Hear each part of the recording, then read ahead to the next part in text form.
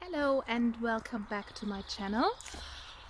Uh, I know I said the next video I would make would be about my diets that I tried, but I decided to first tell the story of my weight development, so to speak, how I got to the point where I am now. And after that I will do the diet reviews, so to speak. Yeah, let's start at the beginning. I was a very skinny kid. I was very skinny. Just to give you an idea, at the age of 6, when the school doctor evaluated my health, if I was fit for school, he said my weight was equal to the average 3 or 4-year-old at the height of the average 6-year-old. Yeah, so just to give you an idea, the reason for this, for my weight back then was I was running around all day. If my parents let me, I would stay outside in the forest and just run around from morning until evening. And I was a very picky eater, very, very picky, and also my portions were very tiny. That was also the reason why I didn't want to go to kindergarten, because they wanted to force me to eat more food. But yeah, anyway, my eating habits changed when I was at the age of 12, 13, like when I started hitting puberty. I would start to eat more, like eat more foods in general, but also eat a bit bigger portions and eat more regularly. Especially my grandmothers, they encouraged me to eat more, eat bigger portions, it takes seconds, eat more, always eating more and more and more, because I was a skinny kid and they were happy that I started eating.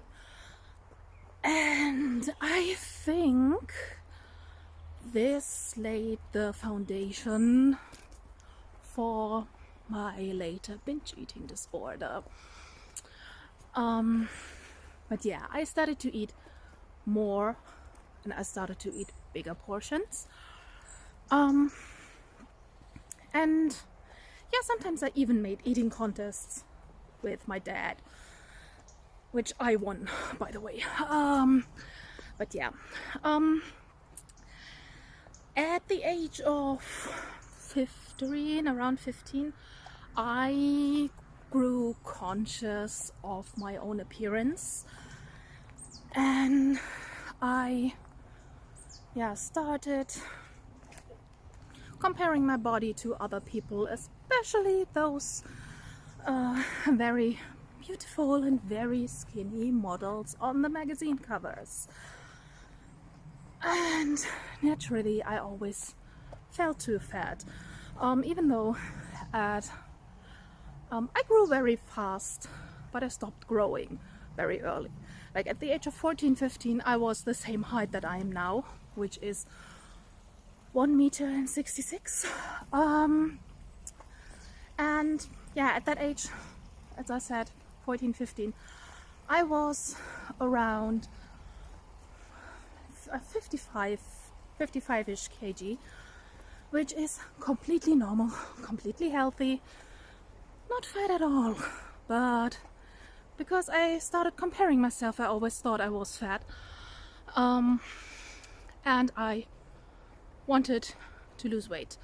Also, what probably did a part to it was, I remember very, very clearly that I saw a scribble on a school desk, and it was basically the formula to calculate your BMI, but with a very distorted BMI table next to it.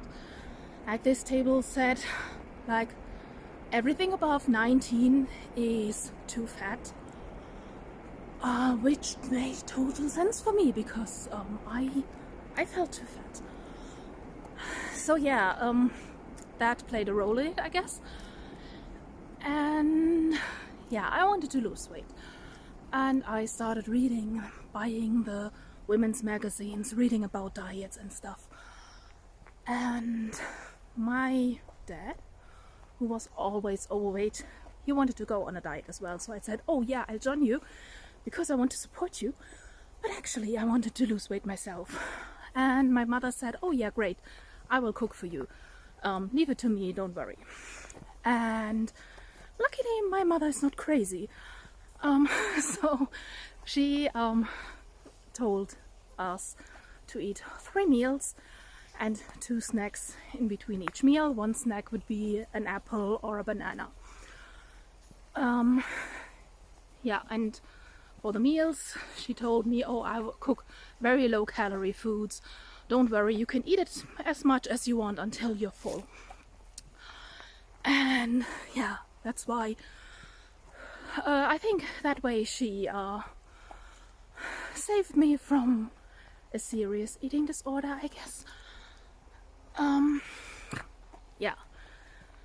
So I did not lose any weight, but I also did not gain weight because she, kept her promise and she cooked low-calorie foods.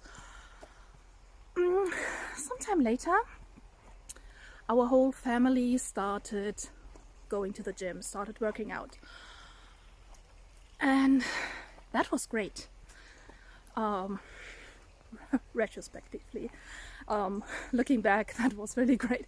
We started off with 3 days a week and we slowly worked our way up to 5 days a week. And during school holidays, even 7 days, like Monday to Sunday, we went to the gym every single day. And I think there was some kind of body dysmorphia going on my part because while I felt healthy and strong and good, I still thought I was too fat. Yeah, partly probably the reason was because I started putting on muscles, and I gained weight. Like in quite a short time, I gained 10 kg of weight. Because, I was doing weight exercises, and I was in great shape. I had a great body shape, but I still felt too fat because I was so focused on the number on the scale, and that's why I think there was some kind of body dysmorphia going on. So fast forward a few years, I changed my job, and my gym was not directly before I was like my first job.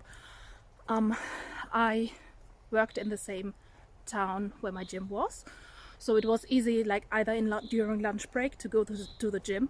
We had a 2-hour lunch break, or after work because I worked until 6, and 6 is still a good time to go to the gym.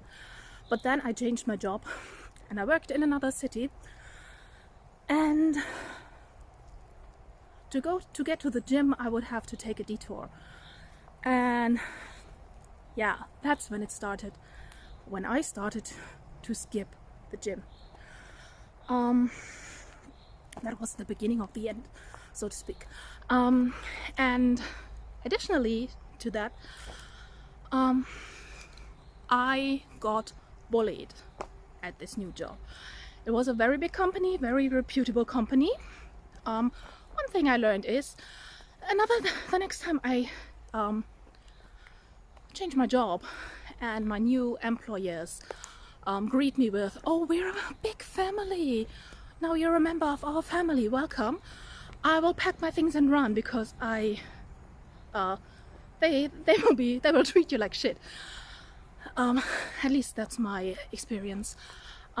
Anyways, I was a personal assistant and for a manager, and the other managers all had their personal assistants too, and the vice president of the company, of his assistant, thought of herself as our superior, and for some reason she didn't like me and she bullied me. One of my colleagues said it was because I was the youngest and the prettiest, but I don't quite believe that. Anyways, yeah, like she bullied me and I started getting into depression, and finally quit the job and went to get another job. The job where I currently still work, well, the company, I have a different job in the same company now, but I got a job in the company where I work today, and I love the work, I love the people there, I love my superiors, and I was working a lot, like way more than I needed to. And yeah, I still had this underlying depression from the first job going on. Not the first job, the previous job. I never really got over that. It's like some part of me inside me was still, yeah, chewing on that. And yeah, and then I worked too much and the other job, and it got worse. And yeah, I naturally I didn't go back to the gym because at that point I was already too lazy. And yeah, so I never really got back on track on back to the gym. I sometimes visited there, but it wasn't fun anymore because I was tired and I was too weak and not really motivated. I felt like I had to, and yeah, I was never really want to get motivated by things that I have to do. That's just my personality type. I only do things that I really want to do.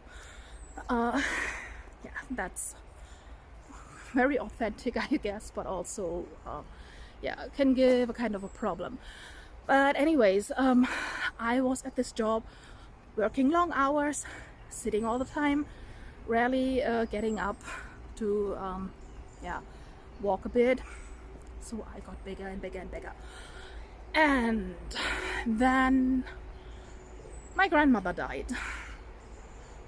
And with the already underlying depression and the stress, even though I didn't perceive it as bad stress, but it was stressful, yeah, that hit me like a brick wall, and I got severe depression.